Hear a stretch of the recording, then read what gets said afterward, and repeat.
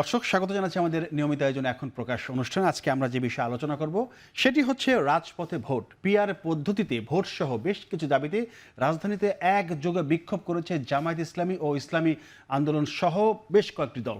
এ সময় আলাদা সমাবেশে দলগুলোর নেতারা বলেন জুলাই সনদ বাস্তবায়ন না হলে রাজপথ ছাড়বেন না তারা। আর বিএনপি বলছে আলোচনার মধ্যে থাকা অবস্থায় রাজপথের কর্মসূচি গণতন্ত্রের জন্য অশুভ। সেই সঙ্গে কোনো রাজনৈতিক দল নিষিদ্ধের পক্ষে নয় বিএনপি। পিআর ইস্যু, জুলাই সনদের ভিত্তিতে নির্বাচন, বিচার, দৃশ্যমান জাতীয় পার্টি ও 14 দলের কার্যক্রম নিষিদ্ধ করা, যে বিষয়গুলো এতদিন টেবিলের আলোচনায় ছিল সেসব এখন রাজপথে। এখন প্রশ্ন হচ্ছে ইসলামী এই দলগুলোর কেন এই কর্মসূচি? বিএনপি ঠেকানোই কি এই আন্দোলনের মূল বিষয়? ইসলামী দলগুলো কি নির্বাচনে বিএনপি বিরোধী জোটের কথা ভাবছে? সব কিছু যখন ভাবছে তখন বিএনপি কি ভাবছে, মোটামুটি এসব বিষয় নিয়ে আজ আমরা কথা বলতে চাই। গোটা আয়োজন জুড়ে আপনাদের সাথে আছি আমি মোস্তফা কামাল স্বপন। স্টুডিওতে আজকে আমন্ত্রণ জানিয়েছি, আমাদের সাথে রয়েছেন হাবিবুর রহমান হাবিব, বিএনপি চেয়ারপারসন উপদেষ্টা, আছেন এম এ আজিজ, সিনিয়র সাংবাদিক, প্রধান সম্পাদক, ফিনান্সিয়াল পোস্ট। দুজনকেই স্বাগত জানাচ্ছি। শুরুতে যেতে চাই হাবিবুর রহমান হাবিব আপনার কাছে। সেটি হচ্ছে পিআর পদ্ধতি সহ নানা দাবিতে আজকে অনেকগুলো দাবি ছিল। জাতীয় পার্টি, 14 দল নিষিদ্ধ করা, আপনার বিচার দৃশ্যমান এবং জুলাই সনদের ভিত্তিতে নির্বাচনে যাওয়া, এরকম অনেকগুলো দাবিতে কিন্তু আজকে মাঠে নেমেছে ইসলামী, জামাত ইসলামী, ইসলামী আন্দোলন, খেলাফত ইসলামী, এরা নেমেছে। এখন বিষয় হচ্ছে যে এই আন্দোলনটা কেন, এই মুহূর্তে কেন বিএনপি এই আন্দোলন নিয়ে কী ভাবছে? আমি শুরুতেই বললাম যে বিএনপিকে কি ঠেকানোর জন্যই কোনো জোটবদ্ধ বা কোনো কিছু ভাবছে কিনা তারা, আর বিএনপি বা কী ভাবছে এই সময়? আপনাকে ধন্যবাদ। আপনার মাধ্যমে টেলিভিশন যারা এখন দেখছেন জি, তাদেরকে আমার সশ্রদ্ধ সালাম। বিজ্ঞান সহ আলোচক, বিখ্যাত সাংবাদিক আমি আজিজ ভাইকে শুভেচ্ছা। আপনার আবার প্রশ্ন করেছেন, আবার উত্তরও দিয়েছেন। আচ্ছা, আমার কাছে ওরকমই আর কি, বিএনপি ঠেকানোর জন্যই মনে হয় এত তড়ি ঘড়ি, এত আন্দোলন, এত সংগ্রাম, এত দফা। তা আমি আজকে একটা যে দেশবাসীর কাছে আমি আহ্বান জানাতে চাই, সেটা কি? সেটা হলো এই দীর্ঘ 15.5 বছরে এই যে আজকে যারা আন্দোলনগুলি করতেছেন 7 দফা দাবি নিয়ে, কয়টা লোক রাজপথে গিয়ে এরা জীবন দিয়েছে? কয়টা লোক ভোট পাওয়ার জন্য, আজকে ভোটের কথা বলছে না, ভোটের জন্য কয়টা লোক আন্দোলন করে জীবন দিয়েছে গত 16 বছরে? গত 16 বছরে। আচ্ছা। এবং এই দলগুলির মধ্যে কয়জন মানুষ দ্রব্যমূল্যের ঊর্ধ্বগতি, গ্যাসের দাম বৃদ্ধি, তেলের দাম বৃদ্ধি, বিদ্যুৎ লোডশেডিংয়ের প্রতিবাদ করতে গিয়ে রাস্তায় জীবন দিয়েছে? কয়টা দল মানুষের দাবি আদায়ের জন্য আপনার বিভাগে বড় বড় সমাবেশ করেছে, ঝড় বৃষ্টি শীত উপেক্ষা করে? উত্তর দিতে পারবে তারা? পারবে দিতে? এবং এদেরকে প্রশ্ন করছে মহান স্বাধীনতা যুদ্ধে এরা কয়জন অংশগ্রহণ করেছিল এই দলগুলির মধ্যে? কিন্তু জামাতের পক্ষ থেকে তো আমরা দেখলাম যে তারাই স্বাধীনতার অর্জনকারী দল, তারা তো এমন কথা বলছে। তারা স্বাধীনতা অর্জনকারী দল মানে 71 সালে কি এরা কেউ মুক্তিযুদ্ধ গেছিল? এই সমস্ত দলগুলির দেশটা তো এমনি আসেনি। এই 71 সালে এই দলগুলি যারা জামাত সহ এরা কি মুক্তিযুদ্ধের পক্ষে দল ছিল? মুক্তিযুদ্ধের পক্ষে দল ছিল তো নাই। দেশ যেন স্বাধীন না হয় সেই কারণে যা যা করার দরকার 71 সালটা করেছে। পরবর্তী সময় এসে তাদের জামাতে আমিরে জামাত তো বলেন না, আমিরে জামাত শফি সাহেব কী বললেন, আমরা মুক্তিযুদ্ধে অংশগ্রহণ করিনি, আমরা এক পাকিস্তানের পক্ষে রাখার পক্ষে ছিলাম। এমন কোনো বিষয় না, এটা হয়। এক পাকিস্তান রাখতে যারা চেয়েছিল তারা রাজাকার সৃষ্টি করেছিল, আলবদর সৃষ্টি করেছিল, আলসাম সৃষ্টি করেছিল, শান্তি কমিটি সৃষ্টি করে আমাদের মা বোনদেরকে পাকিস্তানের আর্মিদের হাতে তুলে দিয়েছিল। এরা অপরাধী, ভয়ঙ্কর অপরাধীরা। কিন্তু তাদের দাবি যে তারা ঠিক আছে বিরোধিতা করেছিল, কিন্তু তারা কোনো আইন ভঙ্গ করেনি, তারা কোনো নির্যাতন জুলুম তারা করেনি, তারা এমনটা। ওই যে লক্ষ লক্ষ মানুষ মারা গেল কি কারণে? লক্ষ লক্ষ মানুষ মারা গিয়েছিল, আইন হাতে তুলে নি। লক্ষ লক্ষ মানুষকে মারা যায়নি? এই দেশে কি আগুন দিয়ে ঘর বাড়ি জ্বালানো হয়নি? তাহলে এই অপরাধী গোষ্ঠী যারা স্বাধীনতা চায়নি, তারা আজকে বাংলাদেশকে অস্থিতিশীল করে তারা দেশটাকে কোথায় নিয়ে, এই দেশের তাদের মায় নাই তো। আজকে এই যে এই সিস্টেম করে দেশের গণতান্ত্রিক ব্যবস্থাতে আপনার ফিরে না আসে, তাহলে এই দেশটা কোথায় যাবে? আমি অর্থনীতির ছাত্র না, আমি সাবসিডিয়ারি অর্থনীতি আমার ছিল, আমি মার্কেটিং পড়েছি, আমি ম্যানেজমেন্টও পড়েছি, সেই সময় অ্যাকাউন্টিং কিছু শিখতে হয়। হিসাব নিকাশ যোগ বিয়োগ করলে যা দেখি আমি, তাতে এই 1 বছরে ডক্টর ইউনূস স্যারের মতো একজন সারা পৃথিবীতে পতিত যশা, সর্বজন গ্রাহ্যই বলবো, তার মতো মানুষ বাংলাদেশের আজকে সরকার প্রধান হওয়ার পরেও কোনো ইনভেস্টমেন্ট হচ্ছে না। সবচেয়ে বড় একটা সামিট হয়ে গেল না ইনভেস্টমেন্ট? শুরুতে একটা সামিট হয়েছে, সেখানে অনেক লোকজন এসেছিলেন বাইরে। কই রেজাল্ট কি? এই রেজাল্ট কখনোই হবে না যতক্ষণ পর্যন্ত একটা নির্বাচিত সরকার দেশে না আসবে। এখন এই সরকার তো নির্দিষ্ট কোনো সুনির্দিষ্ট মেয়াদ নেই। একটা নিরপেক্ষ তত্ত্বাবধায়ক সরকারের একটা নির্দিষ্ট মেয়াদ ছিল, সেটা আইন দ্বারা সংসদ দ্বারা পাস করা একটা আইন ছিল যে এই সরকারের মেয়াদ 3 মাস, এই সময়ের ভেতরে এই সরকার এই কাজগুলি করবে, এর বাইরে তার কোনো রুটিন আর কোনো কাজ করার সুযোগ নেই। আচ্ছা, তারা তাই করছে। এখন ইন্টারিম গভর্নমেন্টের কোনো মেয়াদ নেই, তাহলে 5 বছর তা না, 3 বছর তাও না, যত সংক্ষিপ্ত সময়ের মধ্যে একটা নির্বাচন দিয়ে তারা একটা নির্বাচিত সরকারের হাতে ক্ষমতা হস্তান্তর করবে, এটি তো ব্যাপার। এখন এরা এসে বিভিন্ন দিকে ছড়িয়ে ছিটিয়ে বিভিন্নভাবে তারা চেষ্টা করছে। এই যে নতুন করে যে একটা সমস্যা সৃষ্টি হলো, যেটা এটা তো হতো না। এখন গতকাল তো মানে এটা যে আমি একটা শোতে গেছিলাম, জিজ্ঞাসা করলো ধর্মীয় শিক্ষা গানের শিক্ষা, ধর্মীয় শিক্ষক গানের শিক্ষক। আচ্ছা, এখন প্রাইমারি স্কুলে এই সরকার এইগুলি এসে এখন এই সরকার ক্লাস 1 থেকে ধর্মীয় শিক্ষক দেবে, 1 থেকে আপনি গানের শিক্ষক দেবে, এইগুলি এখন দরকার ছিল। এগুলি এরকম অনেক ঘটনার মধ্য দিয়েই সরকার এই যে আপনার বিভিন্নভাবে আপনার এই যে এতগুলি অনেকগুলো সংস্কার কমিশন এতগুলি নিয়ে 200, 300, 400 আইটেম নিয়ে এত দরকার ছিল না। এটা দরকার ছিল যে একটা নির্বাচন হওয়া দরকার, নির্বাচনে মানুষ ভোটটা দিতে পারে, তার ভোটটা মানে কিছু সংস্কার তো হওয়া দরকার ছিল, কিছু সংস্কার হওয়া ছিল।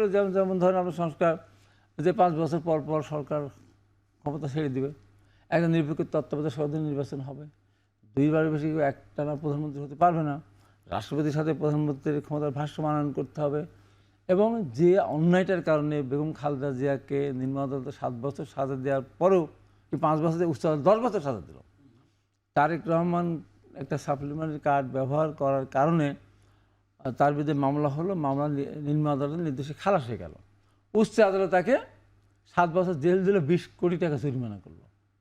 এইটা বন্ধ করার জন্যই বিএনপি এবং তার সাথে আন্দোলনকারী দলগুলি মিলে তারা বলল সুপ্রিম জুডিশিয়াল কাউন্সিলের মাধ্যমে বিচারপতি নিয়োগ হবে, সুপ্রিম জুডিশিয়ালের মাধ্যমে বিচারপতি অপসারিত হবে। তাই যদি আইন থাকতো তাহলে এই বেগম খালেদা জিয়ার সাজা 5 বছর থেকে 7 বছর 10 বছর হয় না, আর তারেক রহমান নিম্ন আদালতে বেকসুর খালাস পাওয়ার পর উচ্চ আদালতে তার 7 বছর 20 কোটি জরিমানা হয় না।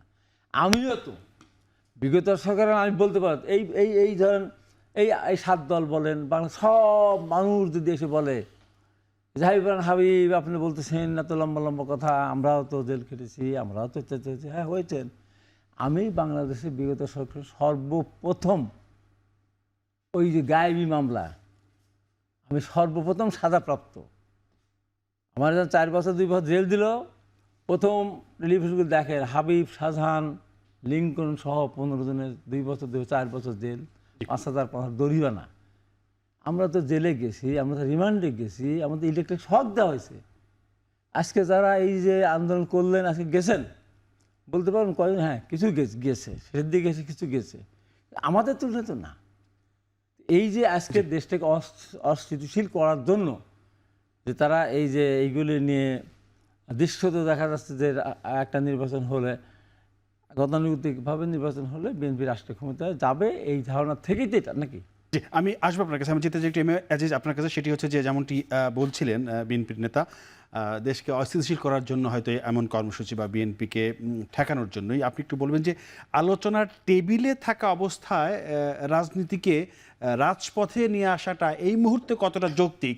আন্দোলন করার অধিকার বা কর্মসূচির অধিকার সব নাগরিকের সবার আছে, সেটা ঠিক আছে। তারপরেও যে আলোচনা, যেসব বিষয় নিয়ে আজকে দাবি দাবা করা হচ্ছে, পিআর ইস্যু, বিচার দৃশ্যমান করা বা জুলাই সনদের বাস্তবায়ন, সেই ভিত্তিতে নির্বাচন করা, সব বিষয়গুলো কিন্তু এতদিন আলোচনা চলছে এবং আলোচনা হচ্ছে। সেই জায়গা থেকে বেরিয়ে এসে আজকে রাজপথে এটা কতটা যৌক্তিক আসলে?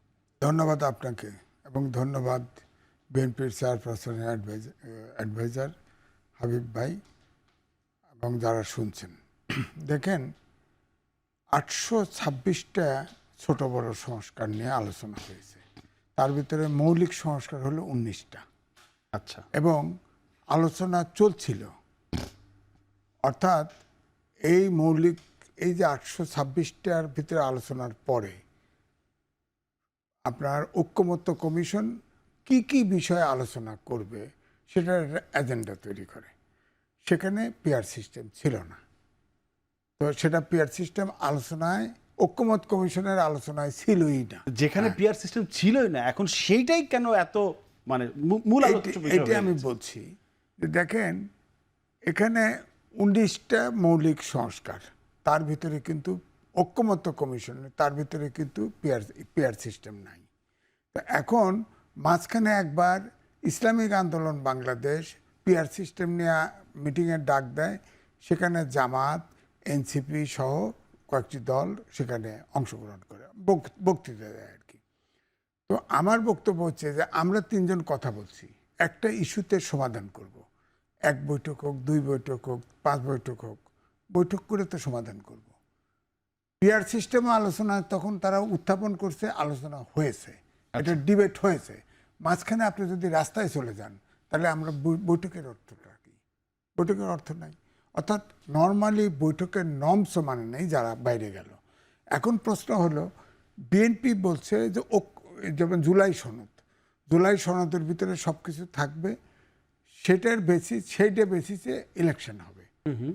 বিএনপি বলছে, সালাউদ্দিন সাহেব যিনি মুখপাত্র, তিনি বলছেন যে জুলাই সনদে যতগুলি ইস্যু আছে আমরা জুলাই সনদে একমত, শুধুমাত্র সংবিধানের সাথে যেটা সাংঘর্ষিক সেটা তো সংবিধান লাগবে, সেটা সংবিধানে সংস্কার করবে নেক্সট ইলেক্টেড সরকার। হ্যাঁ, এই জায়গাটা আটকা আছে। আর তারা বলছে না, এখন সাংবিধানিক স্বীকৃতি দিয়ে এটাকে জুলাই সনদ পাশ করানো, অথবা এনসিপি বলছে গণপরিষদ নির্বাচন, এই সংবিধানকে রিরাইট করা, নতুন সংবিধান লেখা। তাহলে মজবুত হবে কোনটা? মানে নির্বাচিত সংসদ যদি আইন পাশ করে জুলাই সনদকে আইনি ভিত্তি দেয় সেইটা, নাকি এখন যেটা চাচ্ছে যেভাবে এখন আইনি ভিত্তি মজবুত হয় আমি কোনটা? মজবুত আর দুর্বল ব্যাপার না। আচ্ছা। ব্যাপার হচ্ছে বঙ্গভবনে এই প্রেসিডেন্টের কাছে এই অন্তর্বর্তীকালীন সরকার ওত নিয়েছে সংবিধান সমুন্নত রাখার জন্য, অর্থাৎ এই সরকার সাংবিধানিক। তারপরে অন্তর্বর্তীকালীন সরকার পরে হুঁশ হয়েছে, অন্তর্বর্তীকালীন সরকার বিষয়ে তো কিছু নাই সংবিধানে। তখন গেছে 106 অনুচ্ছেদ অনুযায়ী সুপ্রিম কোর্টের মতামত নিতে, মতামত আনছে। সেই মতামত নেওয়াও বিতর্ক আছে। যেমন শিশির মনির, জামাত ইসলামের, তিনি ঐক্যমত কমিশনে বক্তব্য দিচ্ছে এই সরকার ইলিগেল। আমি আগে বলেছি এভাবে যে 106 অনুচ্ছেদে যে মতামত নিল, সেখানে অ্যাডভোকেটের স্বাক্ষর কোথায়? আর প্রধান বলেছিল 626 জন সেনানিবাসে আশ্রয় নিয়েছে, সেখানে প্রধান বিচারপতি সহ সুপ্রিম কোর্টের বিচারপতি ওখানে ছিল। তাহলে স্বাক্ষর কারা করলেন? তাহলে কে মতামত দিল? জি, এটা শিশির মনির সাহেব উঠেছে। আমি বলতাম এইটুকু অ্যাড করে যে প্রেসিডেন্ট বলেছে, মতামত নিয়েছে, আমরা বিশ্বাস করে দিছি। আর ব্যবসাটা হলো, একটি দেশ তো আপনার সরকারের ভ্যাকুয়াম থাকতে পারবে না। ধরেন কোনো কিছু যদি সংস্কার নাও করে, যেমন ধরেন হোসেন মোহাম্মদ এরশাদ এবং প্রেসিডেন্ট জিয়াউর রহমানের সব সরকার, শেখ হাসিনার সরকার কিন্তু সব শাসন ব্যবস্থা অনুমোদন করে নাই। কিন্তু যে জায়গায় সরকারের ভ্যাকুয়াম তৈরি হবে, ভ্যাকুয়াম অর্থাৎ একটা শাসন ব্যবস্থার একটা অংশ থাকবে না, তখন তো পরের সরকারও ইলিগেল। এই জন্য তারা কিন্তু কিছু কিছু জিনিস অনুমোদন করছে। তো এখন আমার বক্তব্য হচ্ছে, আমি এই জন্যে দেশের স্বার্থে আমি মনে করি যে প্রেসিডেন্ট যেহেতু বলছে 106 অনুচ্ছেদ মতামত আমি নিজে অ্যাকসেপ্ট করেছি। হ্যাঁ, এখন আমার বক্তব্য হচ্ছে যে ডিবেট তো থাকবে। এই যে যে দলগুলো রাস্তায় গেছে, প্রথমে গেছে এখন এখন এই আপনার আপনার কি যুগপথ আন্দোলনে এনসিপি যায় নাই, এনসিপি এবি পার্টি গণ অধিকার পরিষদ যায়নি। আচ্ছা, যায়নি। একটা বিষয় পরিষ্কার করতে হবে, সেটা হচ্ছে যে মানে এই ইসলামী দলগুলোর মূল দাবিটা হচ্ছে পিআর, মানে পিআর ছাড়া তারা রাজপথ ছাড়বে না, পিআর ইস্যুতেই নির্বাচন করতে হবে। কিন্তু মানে আমাদের যে বড় দল বিএনপি, তারা আবার পিআর পদ্ধতি চাচ্ছে না। সমাধান কোথায় তাহলে? না, সমাধান তো নির্বাচন তো ফেব্রুয়ারিতে। না, নির্বাচন ফেব্রুয়ারিতে। ডক্টর মোহাম্মদ ইউনূস তিনি যা বলছেন, তারা ইলেকশন দিতে সিরিয়াস। আচ্ছা, এখন তারা গেল রাজপথে। রাজপথে দেশে অশান্তি তৈরি হবে, দেশে বিরাজনীতিকরণ হবে। অর্থাৎ রাজনৈতিক ভ্যাকুয়াম যদি তৈরি হয়, রাজনৈতিক ভ্যাকুয়াম থাকে না, সেটা কেউ পূরণ করবে, কেউ পূরণ। তো ওই জায়গায় যাচ্ছে, এখন ওই জায়গায় নিয়ে যাওয়া হচ্ছে। এই আন্দোলন মানে দেশটাকে অস্থিতিশীল করা এবং রাজনৈতিক ভ্যাকুয়াম তৈরি করা। এবং আমি দুইটা জিনিস বলি, একটা হলো পিআর সিস্টেম। ব্যক্তিগতভাবে আমি এটার ঘোরতর বিপক্ষে। বিএনপি যদি রাজিও হতো, আমিও তো তার বিপক্ষে। কারণ আমি সমকালে বিরাট লিখেছি যে একটি দেশে মানে যদি উন্নত মানের গণতন্ত্র না থাকে, তাহলে পিআর সিস্টেম সেই দেশের জন্য একটা স্বাধীনতা, আমাদের দেশে তো স্বাধীনতা সার্বভৌমত্বর হুমকি স্বরূপ। যেমন ধরেন, আমি উদাহরণ দিই, পিআর সিস্টেমে গেলেন, এখনো তো চূড়ান্ত হয় নাই। পিআর সিস্টেম তো অ্যাকসেপ্ট হয় নাই, আলোচনাও ওইভাবে হয় নাই। এটার তো ম্যাটারলিটি ঠিক করতে হবে। এক এক দেশে এক এক রকম পিআর সিস্টেম। ধরেন আমাদের দেশে হলো পিআর সিস্টেম। ধরেন যদি এমনটি হয়, আপনি আমাকে দাঁড়াতে দিবেন না, খালি প্রতীকে ভোট পারবেন, আমাকে দাঁড়াতে, আমি পিআর সিস্টেমে দাঁড়াতে চাই, আমাকে দিবেন না, রাখতে তো হবে, স্বতন্ত্র রাখতে হবে। এখন ধরেন আমি বলি, বাংলাদেশে আমি কেন বেটার বিরুদ্ধে, চরম বিরুদ্ধে। বাংলাদেশে হিন্দু বৌদ্ধ ঐক্য পরিষদ আছে না, খ্রিস্টান ঐক্য পরিষদ আছে না, তাদের ভোট আছে 9 থেকে 10%। তারা সব থেকে মনে করলো টোটাল ভোট 12 কোটি, আমরা কত আছি? তারা দাঁড়ায় গেল স্বতন্ত্র অতগুলো, সবাই তার পক্ষে, সবাই ভোট দিল। তাহলে দৈনিক পার্লামেন্টে আওয়াজ উঠবে যে আমাদের দেশে সাম্প্রদায়িক সম্প্রীতি নাই, আওয়াজ উঠবে। এখন ধরেন পাহাড়ে তো আপনার কেউ স্বায়ত্তশাসন চায়, কেউ স্বাধীনতা চায়। ওরাও দেখলো যে আমরা কত সংখ্যা আছি ভোটার, তারা ধরেন 2 জন গেল, যা পার্লামেন্টে বক্তৃতা উঠবে যে আমি স্বায়ত্তশাসন চাই, আর একজন বললো আমি স্বাধীনতা চাই। এক সময় তো পিআর সিস্টেমে যারা ঢুকছে, বেরোতে তো পারে নাই। এটার আমি 2-1টা উদাহরণ দেব। এখন ধরেন আমাদের দেশে সমকামী আছে, ডক্টর মোহাম্মদ ইউনূস জাতিসংঘের আপনার মানবাধিকার কমিশনের অফিস বাংলাদেশে করতে দিছে, এবং সমকামী, একজন সমকামী হচ্ছে সেটার প্রধান। ইসলামী দলগুলো কিন্তু এটার বিরোধিতা করছে। বিরোধিতার কথা বাদ দেন, আমার বাস্তবতায় আসেন। জি। বিরোধিতা ওইটার করতেছেন, বাতিল তো করে নাই, না, বাতিল তো করে নাই। তো এমন সমকামীরা যায় ওই প্রধানের কাছে, ওই আপনার মানবাধিকার কমিশনের, সে তার বন্ধু নিয়ে আসবে, তো সমকামী তো একা আসবে না, তাই না? তো ওখানে যা করবে যে আমাদের স্বাধীনতা চাই, তাহলে তো সারা দেশে কি সমকামী উন্মুক্ত করে দেবে? তাদের সংগঠন আছে। এখন ধরেন গার্মেন্টস আছে, এখানে আছে ক্লিনার আছে, প্রস্টিটিউট আছে, রেজিস্টার্ড প্রস্টিটিউট আছে, সব মিলে ইলেকশনে দাঁড়ালো। তো এখন বলা হয় যে এই পিআর সিস্টেমে বড় দল যে সরকার গঠন করে, সে যাতে আপনার ফ্যাসিস্ট না হয়ে যায়, একক শক্তি না হয়ে যায়। পিআর সিস্টেমে এই জন্যে আপনার অনেক ছোট দলও অংশগ্রহণ করে, ছোট দলও যাইতে পারে। তো এখন উপকারিতার কি, উপকারিতা দুটো দেখানো হয়। আমাদের যে ওয়েস্টমিনিস্টার পদ্ধতি, সেই পদ্ধতিতে নির্বাচন হলে সরকার অনেক সময় স্বৈরাচার হয়ে যায়, তার এক্সাম্পল আছে। পিআর সিস্টেমে গেলে স্বৈরাচার হওয়ার সুযোগ কম। সুযোগ কম। নেপালে 12 বছরে 17 বার সরকার পতন ঘটছে, আচ্ছা, PR, because of PR system. ইসরায়েলে আপনার পিআর সিস্টেম আছে। নেতানিয়াহুর নিকুত পার্টি, সে 30%-এর উপরে ভোট পায় না। 100টা পার্টি আছে, কতগুলো বিলুপ হয় আবার তৈরি হয়, এবং সবগুলা ইহুদি পার্টি, সবগুলা যায় ওই 70% যায় সংসদে ঢুকে নেতানিয়াহুকে বলে গাজা খালি করো, মুসলিম নিধন করো, করতেছে। আমেরিকা হেল্প করছে। সেটাই হচ্ছে। আজকে বিরতির পরে সে বাকি আলোচনা করতে চাই, আবার যেতে চাই হাবিবুর রহমান হাবিব আপনার কাছে। সেটি হচ্ছে যে জামায়াতের সেক্রেটারি জেনারেল মিয়া গোলাম পরোয়ার তিনি বলেছেন যে দেশের 70% মানুষ পিআর পদ্ধতিতে নির্বাচন চায়, আর 31টি দল পিআরের পক্ষে, শুধুমাত্র একটি দল পিআর চায় না। সেই দলটা নিশ্চয়ই আপনারা, বিএনপি। এখন এই যে জরিপ 70%, আপনাদের কাছে কি তথ্য আছে আসলে কত পার্সেন্ট মানুষ? তারা যেমন জরিপ করেছেন, নিশ্চয়ই তাদের রিসার্চ সেল আছে, আপনাদের এরকম আছে, তা আপনারা কি পাচ্ছেন? আমি আপনার মাধ্যমে তাকে প্রশ্ন করতে চাই, উনি কি জরিপ করেছেন না অন্য কারো জরিপের কথা উনি বলছেন? অন্যের জরিপের কথা বলছে। উনি টেলিফোনে নিজের জরিপ যদি হয়েছে। কথা বলে থাকেন সে একরকম উত্তর, আর অন্যের উপর দিয়ে থাকলে সে আরেকরকম উত্তর। 70% কথা বলছে। কিন্তু 31টি দল আবার পিআরের পক্ষেও। আমি বলি জি, 70% কথা বলছে।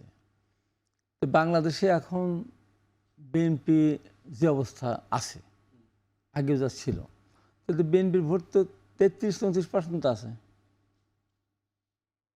33-34% তাহলে তো 70 তার হলো না। এই যে 70টা পেলো কোথায়? এটা একটা টোটাল একটা বানোয়াট একটা এটা রিপোর্ট। এবং এবার এর আগে যখন একবার আসলো রিপোর্টে 71-72%, তারপর 84%, এরকম বাড়তে থাকলো। তাহলে আমরা গেলাম কোথায়? এরপরে বদিউল আলম মজুমদার এটা বলার পরে কিন্তু উনি একটা ব্যাখ্যা দিলেন যে পিআর পদ্ধতি হলে সকালবেলা এক সরকার, বিকেলে আর এক সরকার হবে।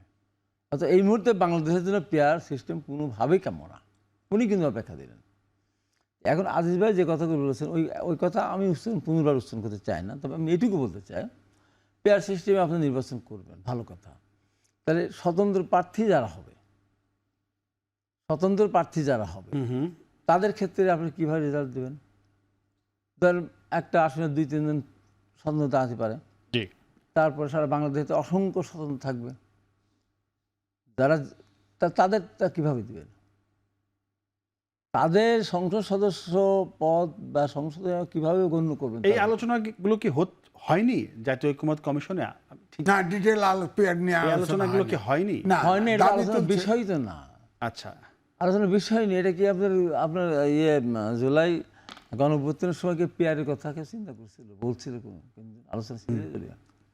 এগুলো হলো জামাত ইসলাম ছোটোখাটো দলগুলোকে বগল দাবা করে, যেমন ধরেন চরমনায় স্পষ্টত আমার কানে বাজে, জামাত ইসলাম এরকম ইসলামিক দল না। তাহলে তারা কি দল? তাদের ব্যাখ্যা বলতেছে। আচ্ছা, তাহলে এটা কোনো ইসলামিক দল না, এটা টোটালি একটা ইসলাম বিদেশি একটা দল। জামাত কমিউনিস্টরা যদি কোনো সময় দেশ দখল করে, সেই দেশ ইসলাম ফিরে আসবে। জামাত যদি একবার ক্ষমতা দখল করে, এই দেশ ইসলাম আর ফিরে আসবে না, মাদ্রাসা থাকবেন কিয়ামতেও না। এবং বাবুনগর সেই চরমনায় এখন গেছে জামাতের সাথে। ওই চরমনায় বক্তব্য রাখলো একদিন যে তারেক রহমান যাতে ভালোই হবে, তাহলে ওনাকে উপর থেকে ফেলে দিয়ে ওনার পেটে হাড় ভেঙে দিল কেন, মাথায় হাড় ভেঙে দিল কেন?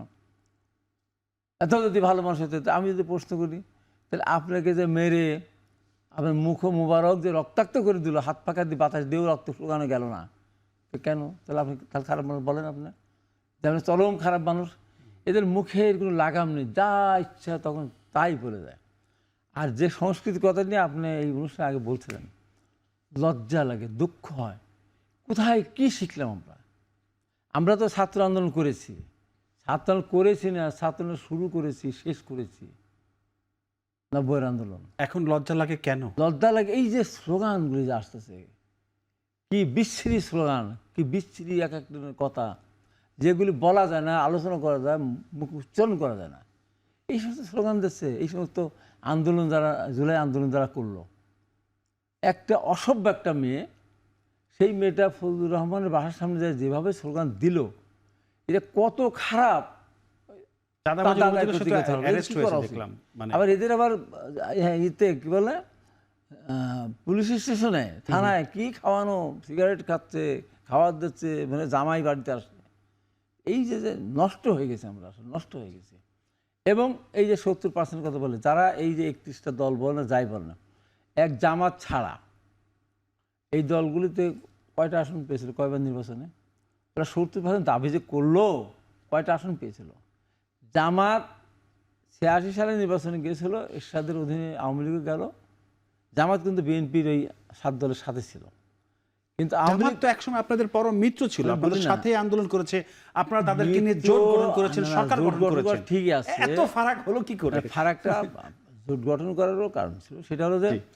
কোনো গ্রামের ভিতরে যদি কোনো হিংস্র জানোয়ার ঢুকে পড়ে, তাহলে হিন্দু, মুসলমান, বৌদ্ধ, খ্রিস্টান, আমাদের দেশে বলে চাষা জুলা, কোনোটাই আর তখন দ্বিমত থাকে না। আচ্ছা। শত্রু এক হয় ও তাকে প্রতিহত করে।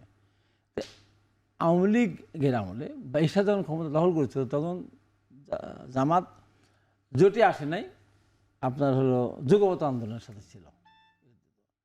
আর আওয়ামী লীগ যখন ক্ষমতায় এসে যখন জোট জুলুম শুরু করে দিল, তখন কিন্তু আপনার জামাতের সাথে বিএনপি একটা পর্যায়ে আন্দোলনে ছিল। এখন দেখেন, একটা মানুষের বা একটা দলের তো চরিত্র থাকা দরকার।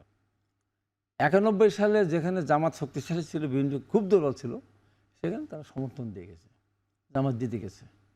এবং বিএনপি যেখানে খুব শক্তিশালী ছিল, জামাত দুর্বল ছিল, সেখানে তারা তখন এড়িয়ে গেছে, যে কারণে জামাত 18টা আসন পেয়েছিল সম্ভবত।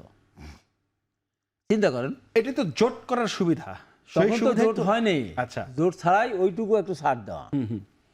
তারপরে সরকার গঠন করার সময় ম্যাডাম খালেদা জিয়া কাছ থেকে তারা 2টি সংরক্ষিত আসন নিল, মনে আছে? 2টি সংরক্ষিত আসন নিল, ম্যাডাম খালেদা সরকার গঠন করলেন।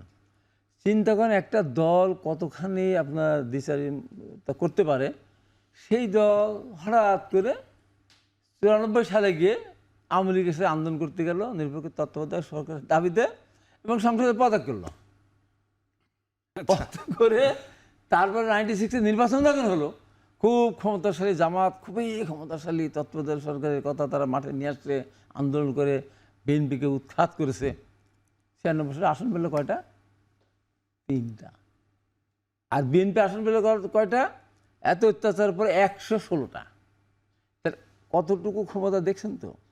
তারপরেও ম্যাডাম খালেদা জিয়া ওই যে যদি হিংসে জানা ঢুকলে হয়, আওয়ামী লীগ যখন আবার অত্যাচার শুরু করে দিল, তো সব ভুলে গিয়ে আবার কিন্তু 96 পর থেকে জামাতকে নিয়ে 4 দলের জোট গঠন করলো। জোট গঠন করলো, এবং জোট গঠন করার পর ওইবার জোট গঠন না করে, তাও কিন্তু বিএনপি রাষ্ট্রীয় ক্ষমতা একাই যেতে পারে। জোট গঠন করলো, এবং জোট গঠন করার পরিপ্রেক্ষিতে দুটো মন্ত্রণালয় দিল, যে কারণে বিএনপিকে সারা জীবন কথা শুনতে হবে। ম্যাডাম খালেদা জিয়ার মতো এইরকম মহিষী নারী, তার বিরুদ্ধে সমালোচনা আসবেই যুগের পর যুগ।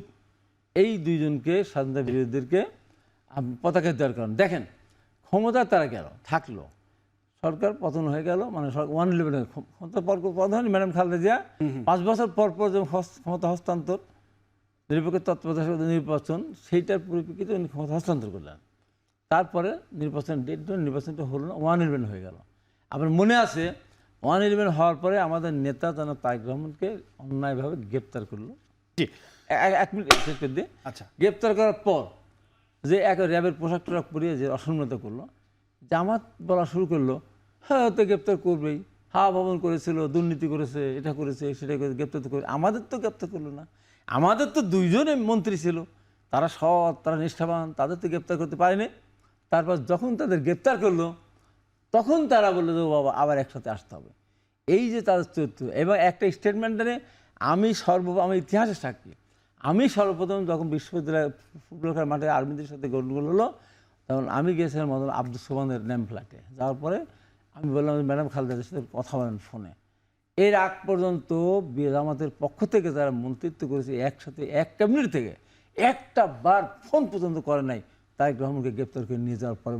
জি, আসবো আপনার প্রথম কাছে। শুনলেন, হ্যাঁ। এই হলো তারা। তারপরে আবার দেখেন, যখন হয়ে গেল, নির্বাচন হলো 2008 সালে, তখন কিন্তু আবার একসাথে নির্বাচন বিএনপিকে নিয়ে গেল। আবার দেখেন 2018 সালে, এখন নৌকা ধানের শীষ 2 সাহেবের 1-20 স্লোগান খুব ভালো লাগে তাদের, অথচ 25টা আসন নিয়ে তারা 18 সালে বিএনপির কাছ থেকে ধানের শীষ নিয়ে নির্বাচন করলো। এই 25টা আসন যদি বিএনপি না ছাড়তো জামাতকে, তাহলে বিএনপি 5টা আসন পায় না, অনেক আসন পেত। আজিজ ভাই, আপনি একটু বলবেন, যেমন হাবিব ভাই অনেক বললেন যে জামাতের সাথে বিএনপির যে সম্পর্কের যে টানাপোড়েন, উত্থান পতন, জোট জোট থেকে বেরিয়ে যায়, দ্বিচারিতা, নানা রকম উঠে আসছে। এবং তিনি বললেন যে পলিটিক্যাল যে বিষয়গুলো, শিষ্টাচারের কথা এসেছে, স্লোগানের কথা এসেছে, সেই জায়গায় আপনি একটু বলবেন, মূল প্রশ্ন এটা না, তারপর আপনি একটু জানতে চাই যে দেশের পলিটিক্যাল কালচারে কি কোনো বড় পরিবর্তন আসছে? যেমনটা হাবিব ভাই বলছিলেন, ধরেন 47, 52, 69, 71, আপনার 90, এরপরে আসলো 24। তো 90 পর্যন্ত যে স্লোগানের যে ধারা ছিল, যে রাজনৈতিক যে কালচার ছিল, সেটা 24 এসে কি কোনো চেঞ্জ হয়ে গেল কিনা, মানে কোনো কিছু হলো কিনা? যেমনটি তিনি বলে এখনকার স্লোগান দেখেন, মুখেই আনা যায় না। এখন একটু আগে বললেন যে জামাতের আমির বলছে তারা পাকিস্তান রক্ষা করতে চেষ্টা করছে। তখন কিন্তু লাহোরে জামাত ইসলামের জন্ম হয়। আচ্ছা, মওদুদি এটা জামাত গঠন করে। কোনো আলেমরা এই জন্যেই জামাতকে ইসলামিক দল বলে না, কারণ মওদুদি আমাদের নবীজির সমালোচনা করতেন, এই জন্যে। জামায়াত ইসলামী হিন্দ এরকম দলটা যখন প্রতিষ্ঠাকালীন এরকম নাম ছিল। হ্যাঁ, জামাত ইসলামী পাকিস্তান হয়তো এটার শাখা হয় জামাত ইসলামী বাংলাদেশ। যখন নিবন্ধন পেতে যায় এই এখন, তখন ওখানে বাংলাদেশ নাই, সংবিধানে গণতন্ত্র ঢুকায় এবং বাংলাদেশ জামাত ইসলাম নামকরণ করে। তো আমি প্রসঙ্গটা এইটাই বলছি যে হ্যাঁ, জামাত ইসলাম পাকিস্তান এক রাখতে চেয়েছে, ভারতও এক রাখতেছে, ভারতবর্ষও এক রাখতে চেয়েছে। সবসময় তারা এক রাখার পক্ষে। ভারত, তারা অখণ্ড ভারত চেয়েছিল, পরে আবার তারা পাকিস্তানে চলে গেল, হ্যাঁ। আবার পাকিস্তানকে এক রাখতে চেয়েছিল, আবার তারা বাংলাদেশে চলে আসলো, এই তো? কিন্তু তারা জি। যেমন ধরেন প্রাদেশিক সরকারে জামাত ইসলামের 4 জন মন্ত্রী ছিল এবং প্রাদেশিক সরকারের সিদ্ধান্ত নিয়ে তারা সিদ্ধান্ত নেয় যে পাকিস্তানকে, আর্মিকে, অর্থাৎ পাকিস্তান আইয়ুব খানের সরকারকে সহযোগিতা করা হবে পাকিস্তানকে রক্ষা করার জন্য। সুতরাং যখন মোজাহিদুল ইসলাম সেলিম, আপনার সাবেক সিপিবির প্রেসিডেন্ট, তার কাছে ডকুমেন্ট আছে, যখন সারেন্ডার করে তখন কিন্তু বলা আছে যে অল অক্সিলারি ফোর্স সহ, হ্যাঁ, অর্থাৎ সহযোগী ফোর্স সহ তারা পাকিস্তানি সোলজার সারেন্ডার করছে। অর্থাৎ জামাতে ইসলামী বলেন তাদের সহযোগী সমস্ত যারা রাজাকার বাহিনী বা আল শামস, আল বদর সব মিলিয়ে সব তারা সহ। আত্মসমর্পণ তার করেছে। মানে ওই ডকুমেন্ট প্রমাণ করে জি। যে তারা ওই 71-এর গণহত্যার সাথে সম্পর্কিত ছিল। আপনারা জানেন নিশ্চয়ই, আপনি তখন জন্ম হয়েছে কিনা জানি না, না, আমার জন্ম হয়নি তখন। জন্ম হয়নি কিনা, তখন কিন্তু রাজাকাররা খুঁজে খুঁজে বাংলাদেশের মেয়েদেরকে পাকিস্তানের কাছে তুলে দিত, রাজাকারের লোকরা মুক্তিযোদ্ধা ধরায় দিত, যত গণহত্যা বলে, যত ডিস্ট্রাকটিভ কাজ হয়েছে তাদের সহযোগিতা তারা ছিল। এগুলো তাদের বিরুদ্ধে যে অভিযোগ আনা হয়, সেই অভিযোগের তো তারা স্বীকার করে না, তাদের তো বক্তব্য তারা স্বীকার এমন করে কিছু করেনি। না, আপনি যদি তাদের জিজ্ঞেস করেন হ্যাঁ। যে ভাই ভারত ইন্ডিয়ার একটু ইতিহাস বলেন না, বলে দেয়। ভাই বলেন না পাকিস্তানের ইতিহাস, বলে। যখনই বলবেন 71, তখন বলবে যে না, তখন আমার জন্ম হয় নাই। উত্তর পাবেন এইটা। আমি দেখছি ইউটিউবে, এই যে কি নাম ভুলে গেছি, জামাতের নেতা, তার সে বলছে আপনার একটা টেলিভিশনের টক শোতে তাকে প্রশ্ন করছে যে আপনারা 71-এর গণহত্যার জন্য দুঃখ প্রকাশ করেন না কেন? তখন সে প্রশ্ন উত্তর দিচ্ছে, হ্যাঁ, আমাকে কেন জিজ্ঞেস করেন? আমি তো 71-এ জন্ম হয় নাই, আমি কেন এটার লাইবিলিটিস নেব? তখন প্রশ্ন করছে যে আপনি তো ওই আদর্শ ধারণ করেন, হ্যাঁ, কেন আদর্শ তো আমি যাই ধারণ করি, ওই সময় তো আমার জন্ম হয় না, ওর লাইবিলিটিস আমি কেন নেব? এই কথা আর উপস্থাপক আর এড়িয়ে গেছে। তো প্রশ্ন হচ্ছে যে আমি 24-এর গণহত্যার বিচার হচ্ছে, এখন যদি আপনি 71-এর গণহত্যার বিচার চান, বিচার করবেন না? করতে হবে তো, কারণ ওটাও গণহত্যা, বরঞ্চ ওখানে লক্ষ লক্ষ লোক, কোটি কোটি লোক মারা গেছে, এই দেশ ম্যাসাকার হয়ে গেছে, বীরঙ্গনা হয়েছেই তো 1 কোটি। হ্যাঁ, কত লোক ভারতে গিয়ে মারা গেছে, কত লোক ক্রসফায়ারে মারা গেছে, প্রপার্টি কত ধ্বংস হয়েছে, ব্রিজ কত উড়াই দিছে। আপনি সেই গণহত্যার অংশীদারদের বিচার করবেন না? 24-এর গণহত্যার বিচার যদি করেন, কেন 71-এর গণহত্যার বিচার করবেন? সব হত্যারই বিচার হওয়া উচিত। এখন ধরেন আন্দোলনে আছে, আমি বলি আন্দোলনের বিচার আছে, জাতীয় পার্টির, আপনার আওয়ামী লীগের তো নিষিদ্ধ করা হয়েছে অ্যাক্টিভিটিস, এখন জাতীয় পার্টির নিষিদ্ধ করা। ধারণা করা হয় যে আওয়ামী লীগের লোকরা নির্বাচন জাতীয় পার্টির মাধ্যমে করতে পারে, করে যদি অপোজিশন হয়ে যায় অপোজিশন। এখন আমার যদি প্রশ্ন, আন্দোলনে ইসলামিক আন্দোলন বাংলাদেশ শুরু থেকে শেষ পর্যন্ত 18 নির্বাচনে একটা হাত পাকার পোস্টারও ছেড়ে নেই। সেটাই বিরতির পরে সেই আলোচনাটা করতে চাই। জাতীয় পার্টি 14 দল বা ইসলামী আন্দোলন তারাও তো আপনার আওয়ামী লীগের সময় নির্বাচন করেছিল, তাহলে শুধু জাতীয় পার্টি বা 14 দলকে নিষিদ্ধ করা কেন, অন্যান্য দলকে কেন নিষিদ্ধ করা হচ্ছে না, এই দাবি নিয়েও কথা হবে বিরতির পরে এসে। আমি যেতে চাই হাবিবুর রহমান হাবিব আপনার কাছে, সেটি হচ্ছে যে জাতীয় পার্টি এবং 14 দলকেও তাদের রাজনীতি নিষিদ্ধ করার যে দাবি, সেই দাবিও আজকে উঠেছে, আগে থেকে উঠেছে, আজকেও তারা দাবি জানিয়েছে ইসলামী দলগুলো।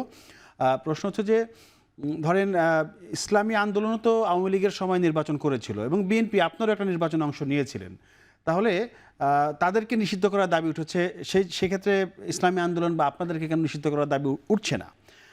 28টি দল আওয়ামী লীগের সরকারের সময় নির্বাচন করেছে, সেই সবগুলো দলকে ধরেন যদি নিষিদ্ধ করা হয় তাহলে নির্বাচনটা হবে কাদের সাথে? আপনার বলার মধ্যে একটু একটু ত্রুটি আছে। আচ্ছা, এটা হলো 18 সালের নির্বাচনে আমরা সবাই গিয়েছিলাম, মানে আপনারাও গিয়েছিলেন নির্বাচনে? সবাই গিয়েছিলাম। তাহলে তো এই একই দোষ তো জাতীয় পার্টিও 18 করেছে, যদি এর দোষ হয় সেটা বললাম। না, জাতীয় পার্টি বরাবরই করছে, বরাবরই করছে। আমরা অর্ধেক বলছি পানিতে যে অর্ধেক 18 আপনি পানিতে নামবেন, কাপড় ভিজবে না, তা তো হবে না। পানিতে আপনারা একটা সবাই একটা নেমেছিলেন। জাতীয় সবাই মিলিয়ে যখন এক জায়গায় যাওয়া যাবে, হ্যাঁ, সেটা দোষ না। সবাই মিলে তো আমরা গেছি, তখন সমস্ত রাজনৈতিক দল অংশগ্রহণ করেছে। যেমন 2014 সালে 39টা নিবন্ধিত দলের ভিতরে 29টা দলে যায়নি আচ্ছা, নিবন্ধিত দলের মধ্যে। 14 দলের সাথে অনেকগুলো অনিবন্ধিত দলও আছে, কিন্তু 18 সালের নির্বাচনে সবাই আমরা গিয়েছি। সেখানে তো দোষ কেন? সব মিলে যে কাজ করে তার তো দোষ ধরুন কীভাবে? না, আজকে তো মির্জা ফখরুল বলেছে দল নিষিদ্ধের পক্ষে তারা না, সেটা ওটার সাথে তো এটা না। আমার কথা হলো যে আওয়ামী লীগের কার্যক্রম নিষিদ্ধ হয়েছে। আওয়ামী লীগ যেহেতু বিগত 3টা টার্ম মানুষকে ভোট দিতে দেয়নি, অত্যাচার নির্যাতন করেছে, এবং আওয়ামী লীগকে এই পর্যায়ে নিয়ে গেছে কিন্তু জাতীয় পার্টি এবং 14 দল হাসান গিনুর হাত কান মেলে। তা আওয়ামী লীগ যদি নিষিদ্ধ তালিকায় যেতে পারে বা আওয়ামী লীগের রাজনীতি নিষিদ্ধ হতে পারে, জাতীয় পার্টি কেন হবে না, 14 দল কেন হবে না? আর আমার দাবি হলো, আজিজ ভাইয়ের সাথে আমি একটু একমত পোষণ করে বলতে চাই যে আওয়ামী লীগ এবং 14 দল জাতীয় পার্টি নিষিদ্ধ বা তার বিরুদ্ধে আমরা তাদের কার্যক্রম নিষিদ্ধ ঘোষণা করার জন্য আমরা আন্দোলনে আছি। এই কারণে গণহত্যার কারণে 1,500 মতো মানুষকে হত্যা করেছে, 25-30,000 মানুষকে আহত করেছে। তাহলে জামাত কেন এই দেশে নির্বাচন করবে? জামাত কেন নিষিদ্ধ হবে না? এখন তো এমন আসতে পারে, পেয়ার নিয়ে যেমন জামাত মাঠে নামছে, কালকে তো একটা দল নেমে যেতে পারে। 71-এর পরাজয় শক্তিরা কোনোভাবে বাংলাদেশে নির্বাচন করতে পারবে না। ওরা যতক্ষণ পর্যন্ত বাংলাদেশে আসে ততক্ষণ পর্যন্ত ওদের বিরুদ্ধে এই ব্যবস্থা গ্রহণ করতে হতে পারে। স্লোগান কিন্তু শুরু হচ্ছে, স্লোগান কিন্তু শুরু হয়েছে, স্লোগান আগে ছিল না। আচ্ছা, এখন কিন্তু বিশ্ববাস থেকে স্লোগান শুরু হচ্ছে। কি স্লোগান হচ্ছে? তোমরাও জানো আমরাও জানি জামাত শিবির পাকিস্তানি, বলছে না? এটা শিক্ষিত জিনিস তো। এবং এরা কত বড় মুনাফিক। ডক্টর ফয়জুল্লাহ একটা আছে না, বিএনপি করতো না, কত কঠিন ভাষায় বক্তব্য করতো। হঠাৎ করে বললো যে আমি আর বিএনপি করবো না, আমি এখন আর ছিল একটু জামাত। এই যে ঢাকা বসে ভিভিজিএস যদি 5 তারিখ না হতো, কেউ কি জানতো যেটা ছাত্র শিবিরের প্রেসিডেন্ট সেক্রেটারি? কেউ জানতো? পৃথিবী জানতো? এরা কত বড় মুনাফিক যে ছাত্র শিবিরের প্রেসিডেন্ট সেক্রেটারি হয়ে ছাত্রলীগের সমস্ত মিছিলে গেছে, আন্দোলনে ছিল, শরিক ছিল, হেলমেট বাহিনীর সাথে অংশগ্রহণ তাদের লোকেরা করেছে। এবং যেই রাতারাতি ঘোষণা করলো শিবিরের প্রেসিডেন্ট সেক্রেটারি, তখন ওই একসাথে তাদের সাথে আন্দোলন মিছিল করেছে, ছাত্রলীগ সব এক হয়ে গেছে। এখন ছাত্রলীগ আর ছাত্র শিবির একাকার হয়ে গেছে সারা এই শুধু ঢাকা না, সারা বাংলাদেশের ক্যাম্পাসগুলো। তার এরা তো দীর্ঘদিন ছাত্র শিবিরের কোনো মিছিল মিটিং করেছে।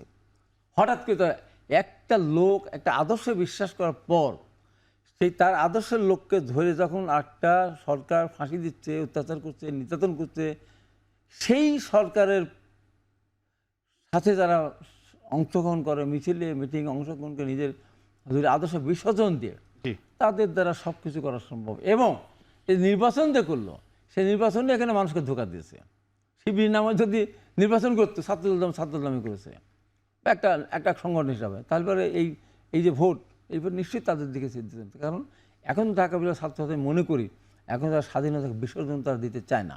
এবং জামাত ইসলামের কথা যেটা আজ ভাই বললাম, আমাদের মৌলানা ভাসানী বলতেন, নীল নদের পানি যেমন নীল না, জি। জামাত ইসলাম ইসলাম না, এবং তারা যে ইসলামিক দল না তার প্রমাণ হলো তাদের প্রতিষ্ঠাতার নাম কি? আবুল আলা মওদুদী। আবুল আলা মওদুদী 9টি ছেলে, একটি ছেলে জামাত ইসলামও করে না, একটি ছেলে মাদ্রাসাও পড়ে নাই।